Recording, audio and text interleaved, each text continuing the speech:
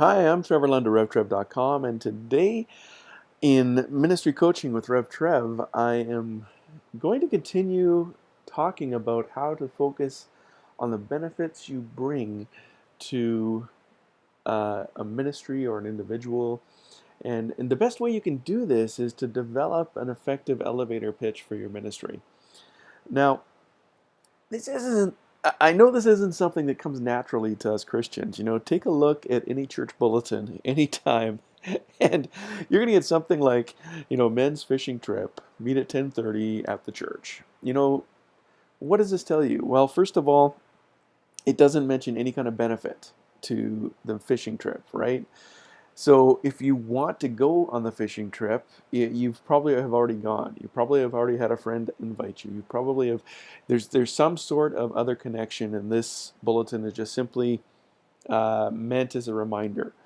And if that's all it is, that's fine. But we need to realize that that is not for somebody coming into the church for the first time, picking up the bulletin, and reading, uh, a statement like this, and it doesn't tell you 10:30 a.m. or p.m. It doesn't tell you, our kids invited. It doesn't tell you, why are you going on this fishing trip? Is it just tradition? Is it a Bible study series? Is it something that's just time to get out with the guys? Like, this is really, it's kind of ridiculous. When I show you how to do an elevator pitch, I don't think you're going to be using an elevator pitch for every single thing in your bulletin if you have a church, but it might be something to consider for those special events. For those annual things that you have going on. That you want to advertise to a large audience. But basically, most of my audience watching this right now aren't people in churches. They're people starting out in ministry. They're people that are doing ministry and want to get more effective at it. So let's kind of focus more on those for now. So remember to focus on the benefits you bring. If you don't focus on the benefits, how on earth are how are they going to know that for themselves?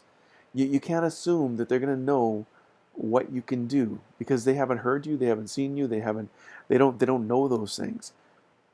And again, I talked last time about, what do you do when you don't want to brag on yourself? And the easy way around that is you get testimonials from other people where you have ministered, and you put that on your literature, you put that on your website, you put that on different things, but you focus on the benefits. Now, here's a formula that I've used a number of times, and it comes from John Carlton. He's the self-proclaimed most ripped-off copywriter in the world, and I'm one more person ripping him off, although, you know, the joke with all pastors is if I quote you once, I give you credit, and then after that it's mine because I'm quoting myself, right? So I've used it so many times, it basically is mine. Now, you need to imagine yourself, what is your perfect prospect?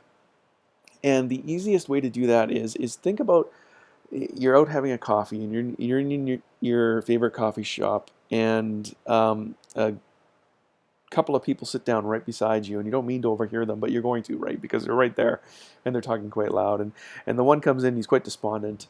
He or she is quite despondent, and he or she describes exactly what you bring to any prospect that you're dealing with. Now, I usually talk about this in business groups, so trying to think on the fly here how we apply this to ministry. But basically, what you're thinking is, what would your perfect prospect say?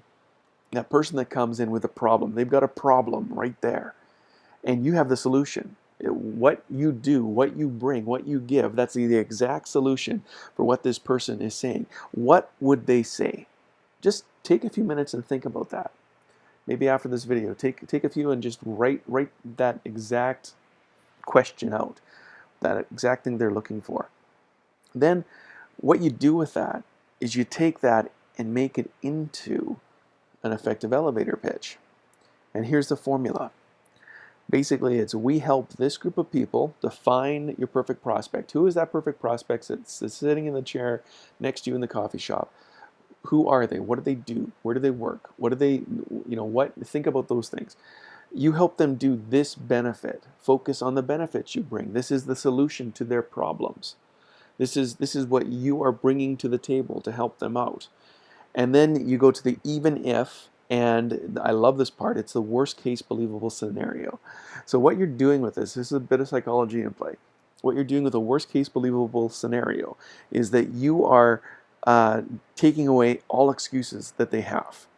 In business, I've found it so helpful that to understand that I'm never in competition with another business. I'm always in competition with the person's every excuse that the person has not to do business with me. So if I can take away all of those excuses, they're going to be more enticed to work with me. So let me just give you a few examples here. In my day job, I have AskAndImagine.com.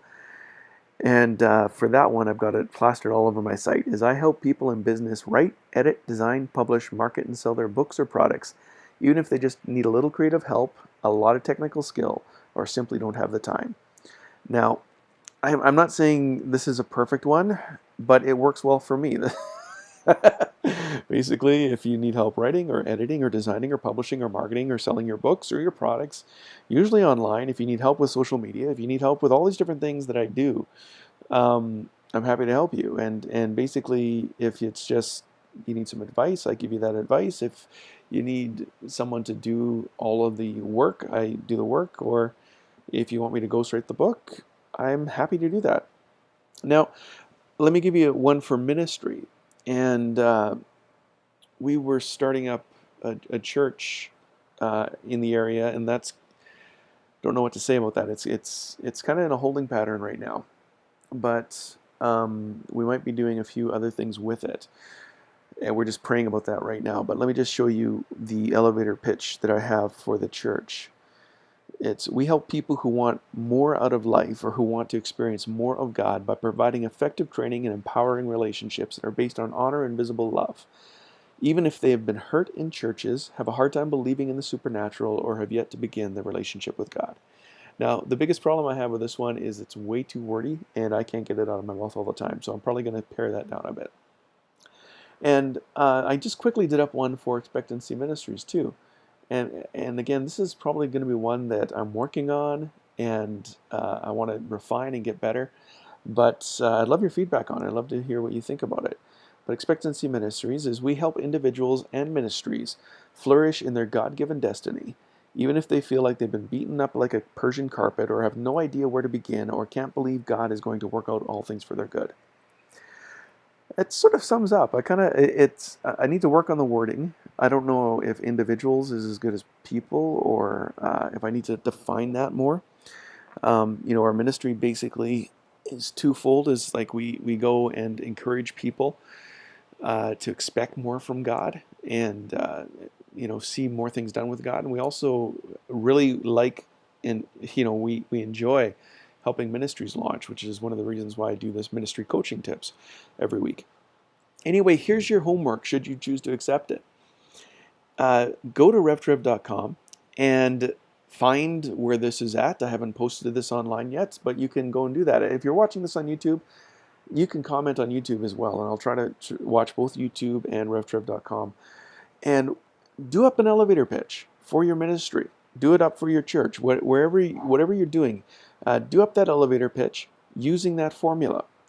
You help this defined group of people do this specific benefit, even if the worst believable scenario that takes away all of their excuses that you can. Okay, so do up an elevator pitch based on that, and either write it out on YouTube, which this will be under youtube.com/revtrev./revtrevem for Expectancy Ministries, or you go to revtrev.com, and if you're good chance you're probably watching this on revtrev.com, just go to the comments right there, and you will find it under ministry, revtrev.com/ministry/ whatever I call this post. Anyway, have a great week. It's summertime here, and my kids and wife are out running around doing stuff, and so I'm just having a great time spending more time with the family. and trying to get done what I can when I can. Have a great week. I'm Trevor Lund. God bless. This episode has been brought to you by Expectancy Press, resources that impart hope and empower destiny. When you choose to purchase products from expectancypress.com, you're supporting the work of Expectancy Ministries. Are you a little afraid to do what God's told you to do? Get a copy of How Big Is Your Butt by Trevor Lund today.